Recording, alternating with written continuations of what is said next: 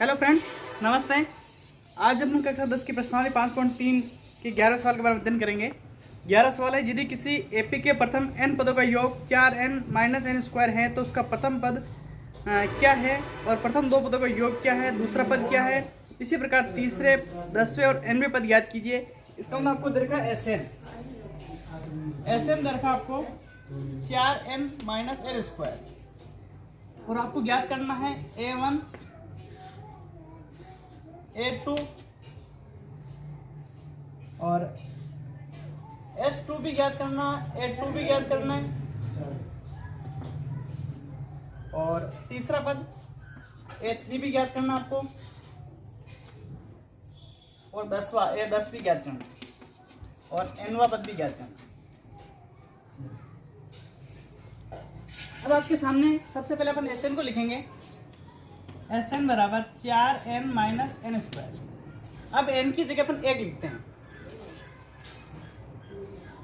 n बराबर 1 तो क्या हो जाएगा 4 एक कोष्टक में माइनस 1 का स्क्वायर, तो 4 को 1 से मरोड़ 4 के 4 और माइनस 1 कितना है 3।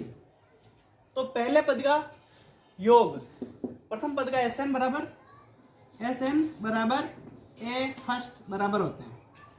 पहले पद के योग और पहला पद बराबर 3।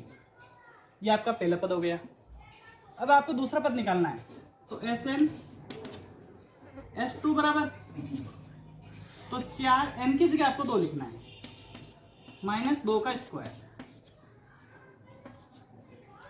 तो 4 दूनी 8 माइनस 2 का स्क्वायर 4, तो 8 में 4 गया तो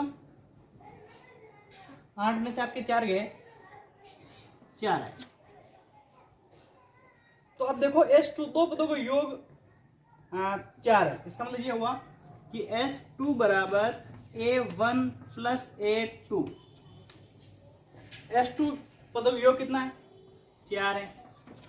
A1 कितना है आपके पास 3 है और A2 तो ये एक इधर पक्षांतर चले जाएंगे तो क्या हो जाएगा 4 माइनस 3 बराबर 1 तो 1 आएगा बराबर 1। तो पहला पद आपके पास 3 आया है, दूसरा पद 1 आया है। अब आपको तीसरा पद निकालना है। अब देखो ये पहला पद है, दूसरा पद है, तो आप D निकालो। D बराबर क्या हो जाएगा A2 माइनस A1। A2 कितना है 1 माइनस A1 कितना है 3,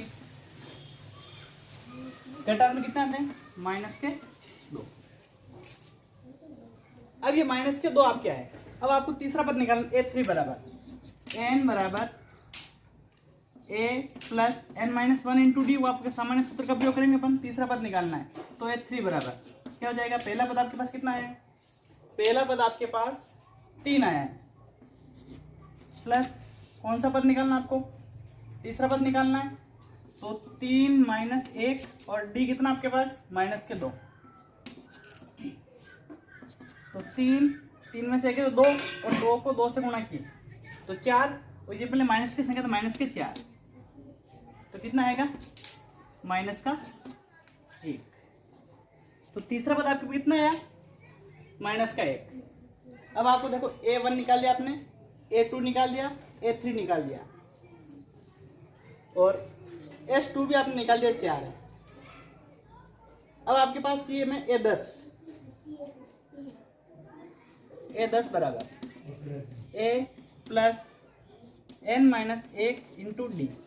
n का मान आपको कितना दे रखा है 10 दे रखा है, तो पहला पद आपके पास 3 है और n का मान आपके पास 10 माइनस 1 और d का मान माइनस के 2। 3 प्लस 10 में से 1 है तो 9 और 9 को 2 से गुणा तो 18 माइनस के होंगे क्योंकि माइनस 2 से गुणा हो रहा है, तो 18 गए तो कितने बचे माइनस के 15। तो देखो आप ये भी मिल गया, A1 हो गया, A2 हो गया, S2 हो गया, A3 हो गया, A4 हो गया। अब n निकालना आपको n निकालना nवां पद an बराबर क्या सूत्र है a plus n minus 1 into D. nवां पद निकालना है तो पहला पद कितना आपके पास 3 n माइनस 1 और d का मान कितना आपके पास माइनस के 2, 3 प्लस माइनस 2 को इससे किया गुणा तो क्या हो गया माइनस के 2n माइनस 2n और माइनस 2 को 1 से गुणा किया तो प्लस के 2। अब देखो ये दोनों संख्या प्लस की हो गई तो 5 होंगे माइनस 2n या फिर 5 माइनस 2n लिख दो या फिर माइनस 2n प्लस 5 लिख दो। ये आपका n का मान प्राप्त हुआ। इस प्रकार आपने फर्स्ट a का मान एक आके n 1 रखा तो पहले प्रथम पद का मान आपके पास दो पदों का योग तो 4 आया है और अब दूसरा पद आपके पास 1 आया, तीसरा पद माइनस के 1 आ चुका है और 10वां पद माइनस के 15 आ चुके हैं और nवां पद आपके पास 5 माइनस 2n आ चुका है। अब आपका इस अगला 12 सवाल है।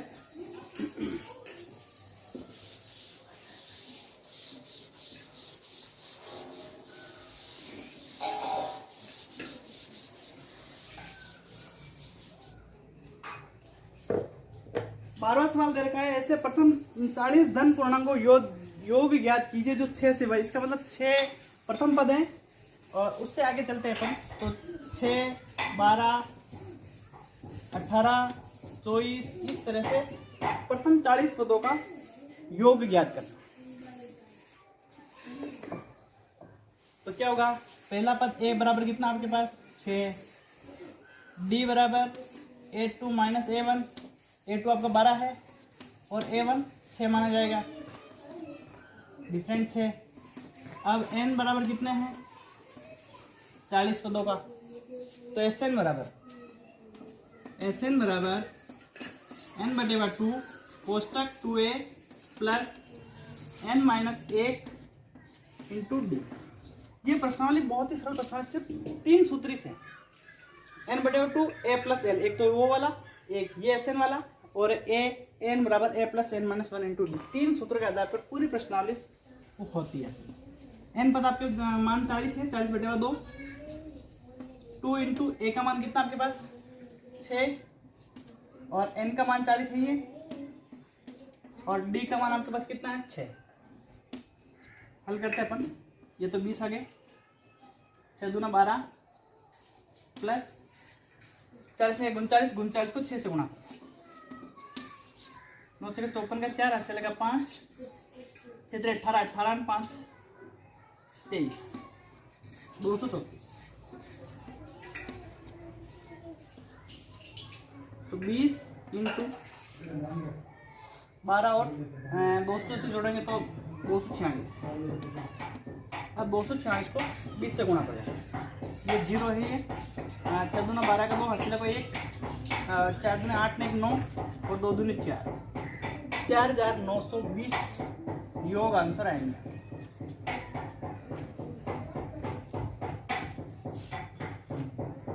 अब यहाँ पे अगला सवाल है 13वां सवाल, 8 के प्रथम 15 गुणजों का योग ज्ञात कीजिए। 8 के प्रथम 15 गुणज, 8 का पहाड़ा देखते हैं अपन तो 8 का पहाड़ा 10 तक ही बोला जाता है, लेकिन 5 और आगे बोलना आपको।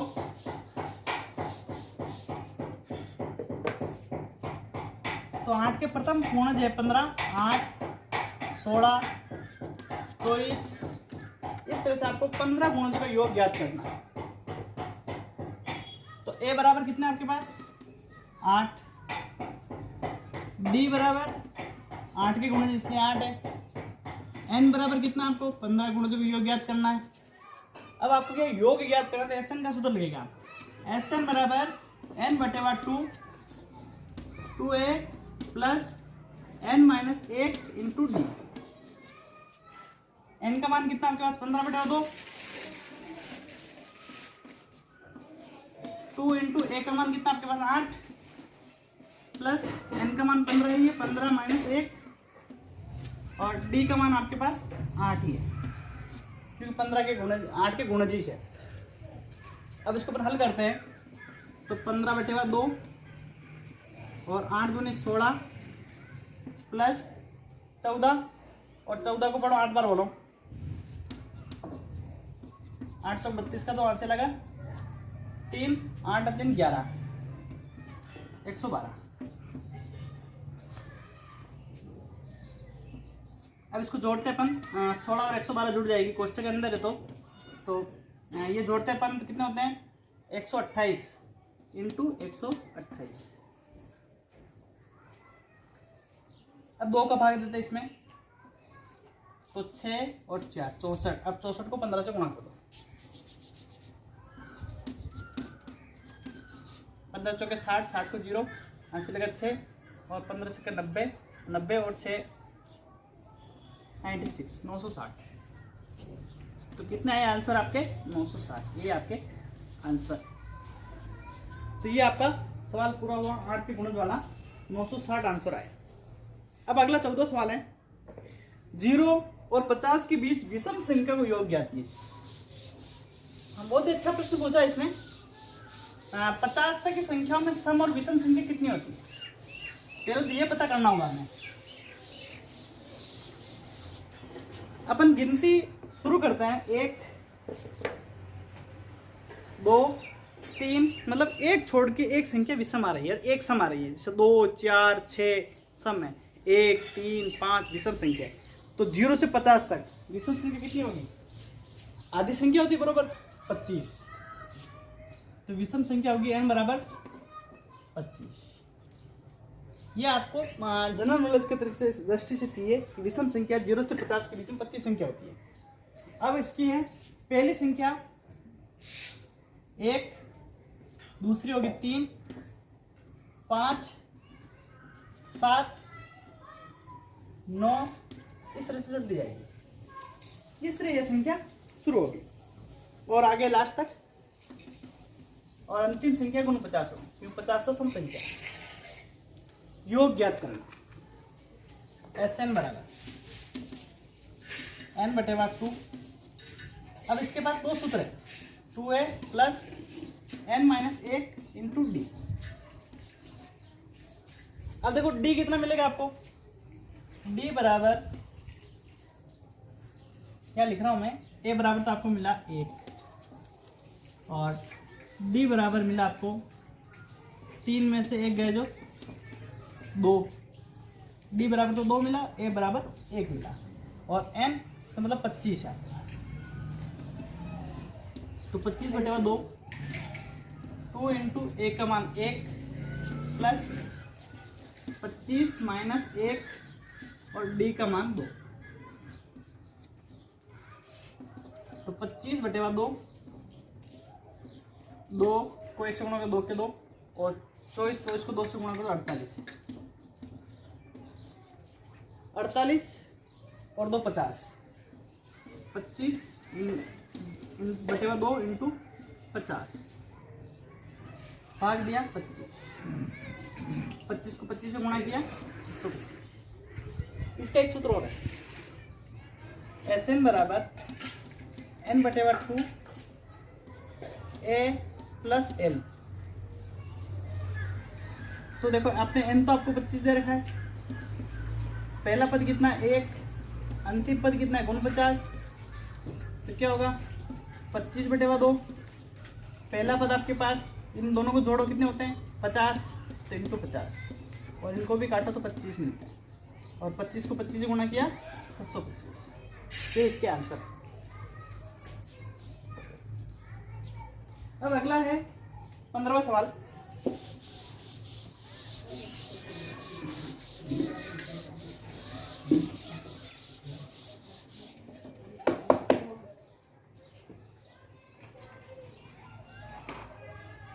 सवाल है, निर्माण कार्य से संबंधित किसी ठेके में एक निश्चित तिथि के बाद कार्य को विलंब से पूरा करने के लिए जुर्माना लगाने का प्रावधान इस प्रकार है। पहले दिन के लिए 200 रुपये जुर्माना, दूसरे दिन के लिए 250 रुपये, मतलब 250, तीसरे दिन के लिए 300 रुपये। प्रत्येक उत्तरोत्तर दिन का जुर्माना अपने से ठीक पहले दिन के जुर्माने से 50 अधिक है। एक ठेकेदार को जुर्माने के रूप में कितनी राशि अदा करनी पड़ेगी यदि वह इस कार्य को 30 दिन तक विलंब कर देता है। पहले दिन के लिए उसको 200 रुपये देने, दूसरे दिन के लिए 250, तीसरे दिन के लिए 300, इस प्रकार चौथे दिन के लिए 350, पाँचवें दिन के लिए मतलब 50 आगे से आगे जुड़ता जाएगा। तो कितने दिन विलम्ब हुआ? 30 दिन विलम्ब। तो देखो हमें खुद को समांतर श्रेणी बनानी, ऐसे सवाल बहुत अच्छे लगते हैं कि समांतर श्रेणी अपन को बनानी है। ये समांतर बन रही है, इसका मतलब n बराबर कितने हो गए? a बराबर कितना मिला आपको पास? 200। b बराबर कितना होगा? 250 में से 200 घटा दो, a2 में से a1 घटा दो, 50। अब आपको याद करना है कि योग कितनी राशि, कुल कितनी राशि अदा करनी होती है? Sn। तो Sn बराबर n/2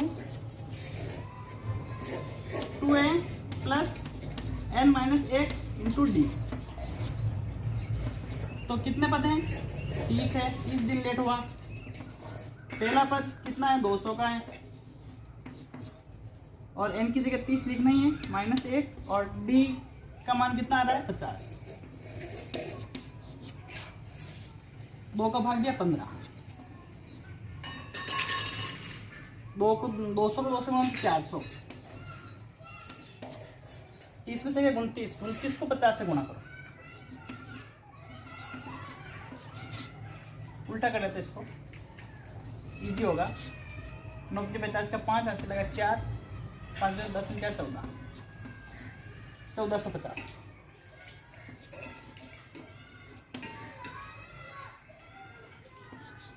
अब इन दोनों को जोड़ लेते हैं, तो 15 इंटू 400 और 1400 1850। 1850 को 15 से गुणा, 1850 को 15 से गुणा, 15 5 75, अच्छे लगे सर? 15 6 90, 15 7 115, 8 120, 120 और 7 127 का 7, हाथ से लगा 12, 15 और 12 27। तो कितने हो गए? 27,750। 27,750 रुपये उसका जुर्माना हुआ। इस प्रकार ये आपका सवाल पूरा।